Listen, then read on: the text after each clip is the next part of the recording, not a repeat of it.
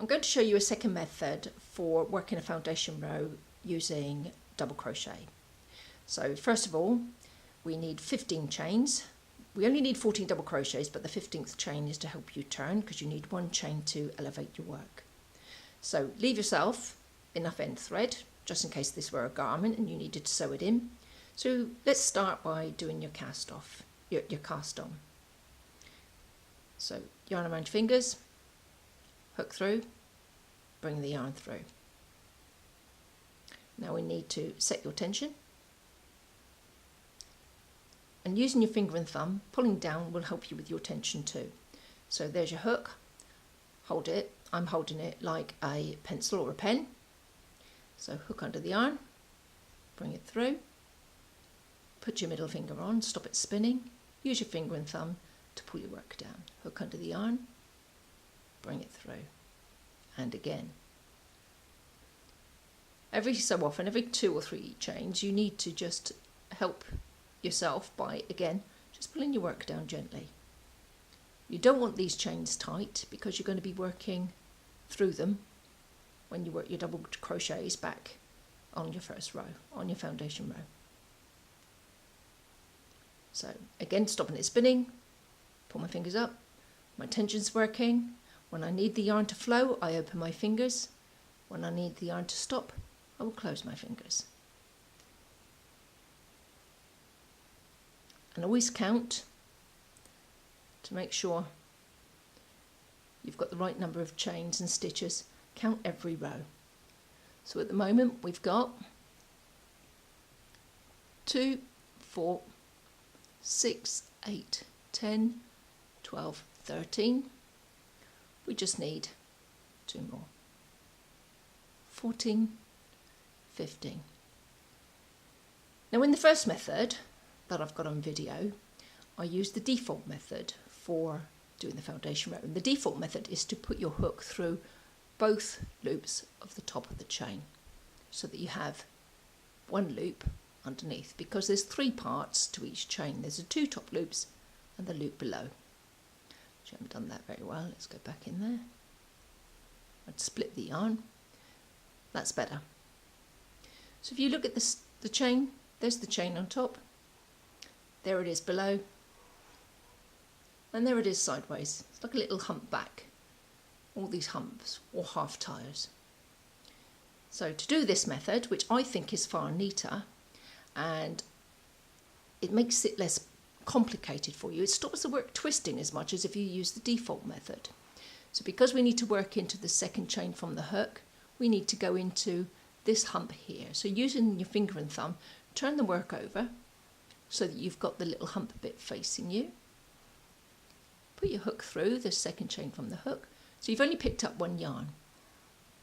Hook under the yarn, bring it through. Hook under the yarn, bring it through both.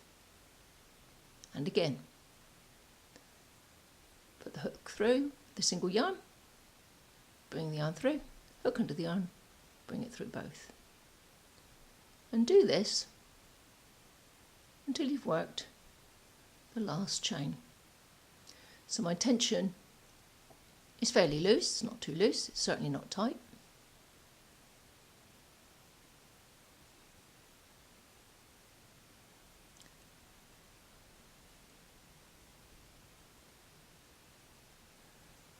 And carry on.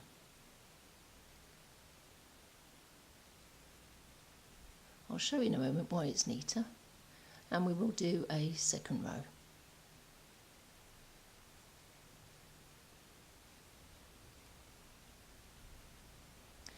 Go 3 more chains to do.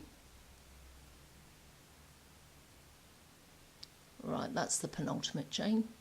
Now looking for the last chain, it looks slightly different, but it is there. You can see there's the middle hump there, the centre one. So if I turn over, you can see the chain on top there. So hook under the yarn, bring it through. Hook under the yarn, bring it through both. So let's take the hook out. Let's count how many chains we have, how many double crochets we have. 2, 4, 6, 8, 10, 12, 13, 14. It's very difficult to see, but you've got 1 chain here. That was your turning chain. So you don't count that, you only count the 14. And you can actually see, just about see the stem of the stitches, the double crochet. 1, 2, 3, 4, 5, 6, 7, 8, 9, 10, 11, 12, 13, 14. Now it looks really neat on top. It looks just as neat below. And it is neater than the default method. And as you can see, the work isn't twisting. Let's do one more row. So hook back in. Set your tension. Hook under the yarn, make one chain for your turning chain. Turn the work. And in double crochet you have to work every chain except for the first one. So you go into the second chain from the hook, which is there, but this time you are going to go through the default method. So you put your hook straight into the chain, so you've got the 2 loops on top. Hook under the yarn, bring it through. Hook under the yarn, bring it through both loops on the stitches. You've got 1 loop there. Put your hook through both the loops of the chain. Hook under the yarn, bring it through.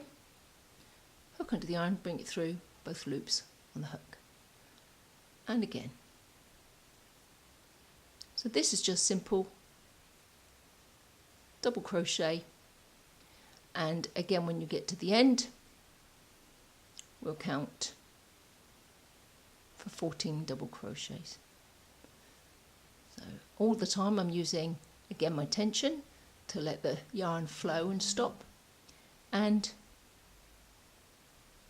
I'm using my finger and thumb to help me pull the work along and to move things a bit more smoothly. So we're coming to the end, and identifying the last chain in a row. Although it's on a curve, that is the last chain in this row, because if we were to count back right now, we would count 1, 2, 3, 4, 5, 6, 7, 8, 9, 10, 11, 12, 13. You wouldn't count this one because that's your chain to turn. So we need a 14th stitch, and there it is. So put your hook through, hook under the yarn, bring it through, hook under the yarn, bring it through both. Let's do another count. 2, 4, 6, 8, 10, 12, 14. And like I said, neat on top, neat below.